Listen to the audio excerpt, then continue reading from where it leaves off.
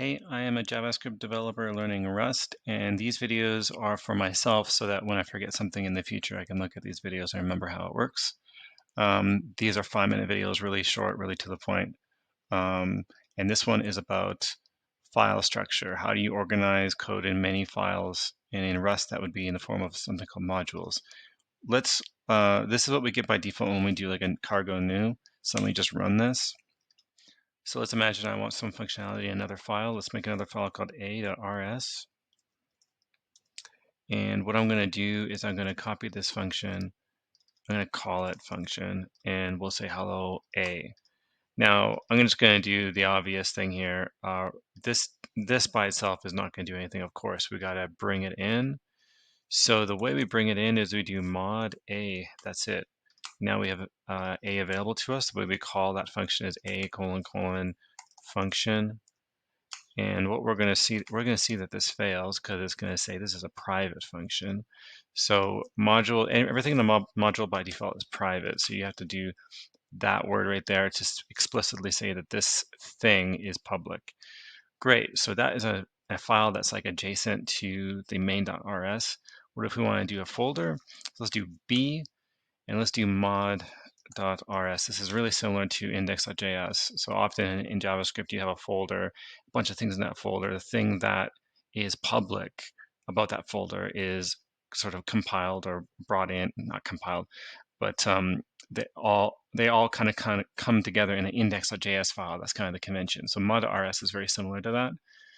So let's copy this. And so we're going to say this is from B.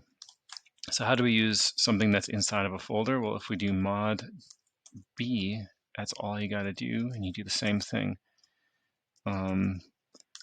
So let's do that. Let's see if this works, and it does. So the difference here is that a folder has to have something like a mod.rs. That's the same as the index.js. If we call this something different, it's just not going to work. It has to be called mod. Next, what if we have something that's nested in many folders? You could imagine something like a utils folder, and then we have a core. And so we have many different modules inside the utils. So let's call this mod.rs. And let's copy this and call this utils.core.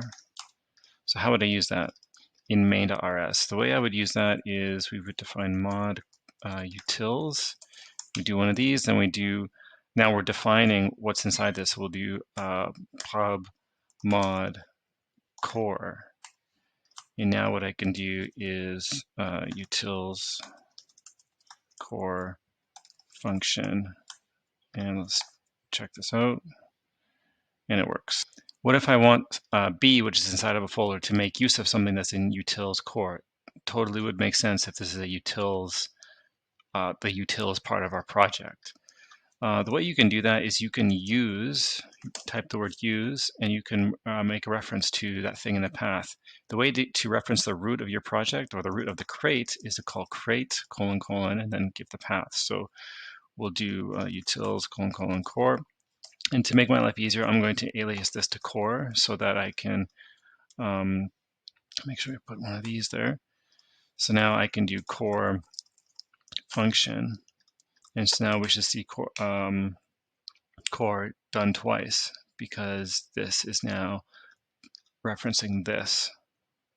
Now you might be wondering, do I have to do this to be able to call it here? No, it's part of the path. So what I could do is just take this here. This use thing is just to make my life easier. I could just do this.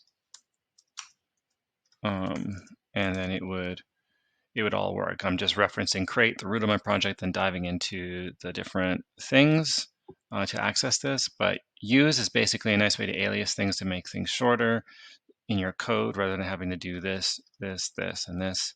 Use is a nice way to just clean it up for that scope, for that module, for that block, or whatever it is that you're doing.